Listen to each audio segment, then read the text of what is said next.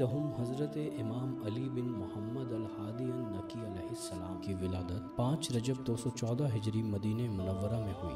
آپ کی والدہ ماجدہ کا نام سمانہ خاتون ہے اور آپ علیہ السلام کے مشہور ترین القاب النقی اور الہادی ہیں۔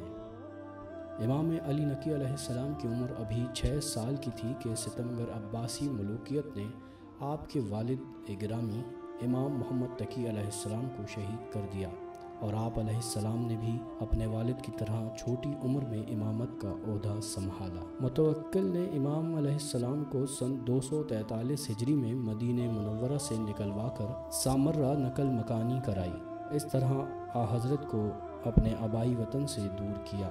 حضرت امام علی نقی علیہ السلام نے 42 سال کی عمر مبارک پائی، جس میں سے 20 سال سامرہ میں بسر کیے۔ سامرہ دراصل ایک فوجی چھاونی کی مانند تھا جس کی تعمیر معتصم نے کرائی تھی۔ اسی سامرہ شہر میں حضرت امام علی نقی علیہ السلام کے زمانے میں اچھی خاصی تعداد میں شیعہ علماء جمع ہو گئے، اور امام علیہ السلام نے ان کے ذریعے امامت کا پیغام پورے عالم اسلام میں خطوط وغیرہ کی شکل میں پہنچانے میں کامیابی حاصل کی۔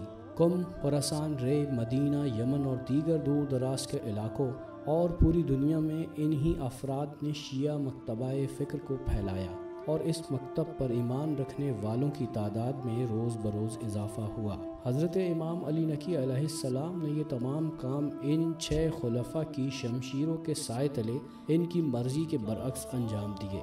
حضرت کی سیرت اور اخلاق و کمالات وہی تھے جو اس سلسلہ عصمت کے ہر فرد کے اپنے اپنے دور میں امتیازی طور پر مشاہدے میں آتے رہے تھے۔ قید خانے اور نظر بندی کا عالم ہو یا آزادی کا زمانہ، ہر وقت اور ہر حال میں یاد الہی، عبادت، خلق خدا سے استغنا، ثابت قدم، صبر، استقلال، مصائب کے ہجوم میں ماتھے پر شکن نہ ہونا، دشمن کے ساتھ بھی حلم و مروت سے کام لینا، محتاجوں اور ضرورت مندوں کی امداد کرنا، یہی اوصاف ہیں جو امام نقی علیہ السلام کی سیرت زندگی میں بھی نمایاں نظر آتے ہیں۔ اور آخر کار گزشتہ اماموں کی طرح خلیفہ عباس معتز نے آپ کو زہر دے کر 42 سال کی عمر میں 3 رجب 254 ہجری کو شہید کر دیا۔